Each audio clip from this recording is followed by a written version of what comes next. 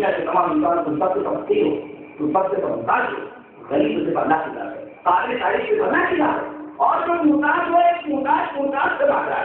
گویا کہ یہ تو ایسے ہی ہوا جس سے کوئی پیاسا خود جوہر کے پاس جا کر کے خود جوہر سے پانی طلب کرے. کنویں کے اندر ایک قطرہ پانی ہو، پیاسا کنویں سے جا کر کے پانی مانگے، جس کنویں کے اندر ایک قطرہ پانی ہو.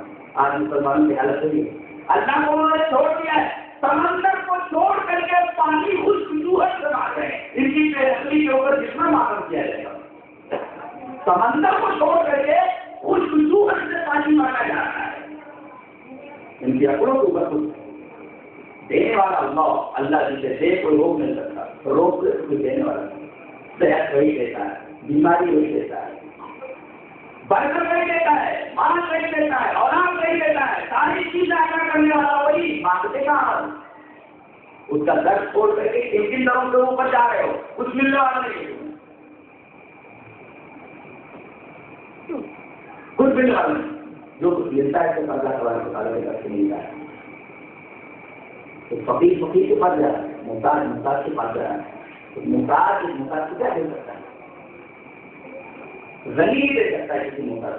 اور اللہ تبارک و تعالیٰ نے اپنے بارے میں یہ فرمایا واللہ هو الغنی الحمید. اللہ تبارک و تعالیٰ کی کائنات کے تمام لوگ محتاج کو کچھ نہیں دے سکتے. ہم نے کام اگر جھوٹی ہوئی جگہ ہم بتا سکتے ہیں یہ غلط امیدیں ہیں، یہ غلط آرزو ہے،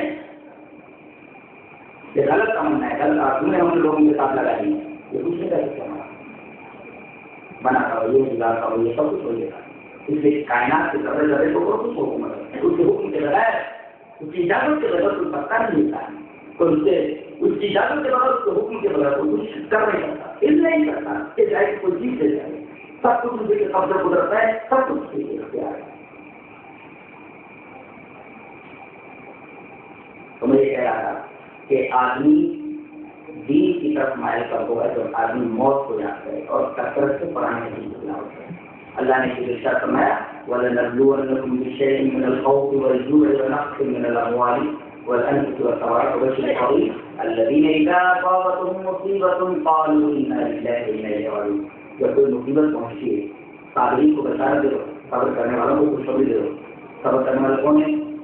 تعریف کی ان کی ڈیفینیشن جاننے کی. صبر کرنے والا کون ہے؟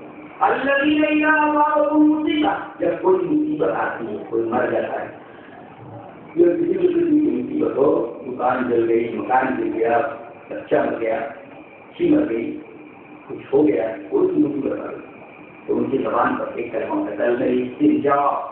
کلمہ استرجاع وہ کیا ہے؟ کلمہ استرجاع انا للہ و انا الیہ راجعون. غور کیجیے تو اس میں عقل کے لیے بھی تسلی ہے اور طبیعت کے لیے تسلی ہے، دل کے لیے بھی تسلی ہے اور عقل کے لیے بھی تسلی ہے. عقل کے لیے تسلی کیا ہے؟ اس لیے ترجمہ اس کا یہ ہے، ایسے کلمہ میں دو ٹکڑے، انا للہ پہلا ٹکڑا وہ انا الیہ راجعون دوسرا ٹکڑا. پہلے ٹکڑے کے اندر عقل کے لیے تسلی ہے. ان اللہ مطلب بے شک ہم اللہ ہے، یعنی اللہ کے مملوک ہیں، ہم اللہ کی ملکیت. اور جب ہم اللہ کی ملکیت کریں تو اللہ کی ملکیت کو جس طرح کا تصرف کرے. تصرف کیا ہوتی ہے؟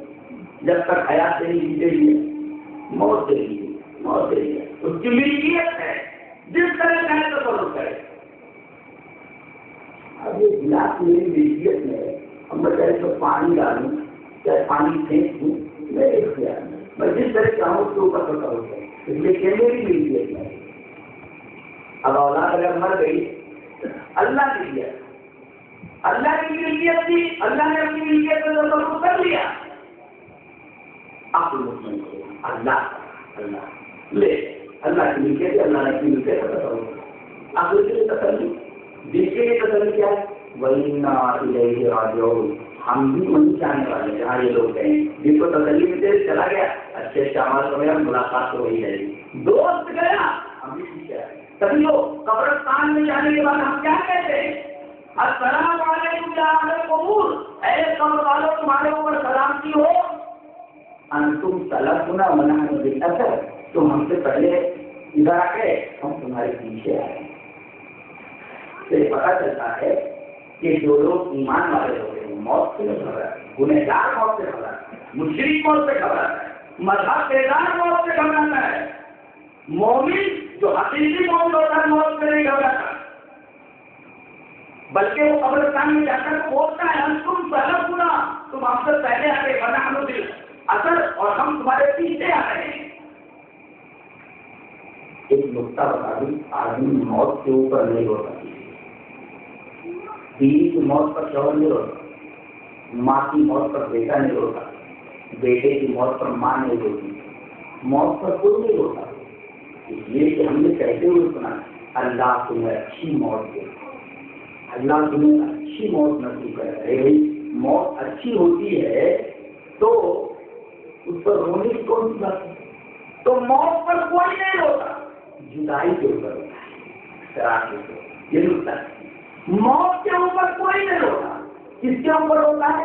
فراق کے اوپر، جدائی کے اوپر۔ جدا ہو گیا اب نہیں ملے گا، جدا ہو گیا نہیں ملے گا، میرا دوست تھا جدا ہو گیا۔ موت پر کوئی نہیں روتا، جدائی کے اوپر بات ہوتا ہے۔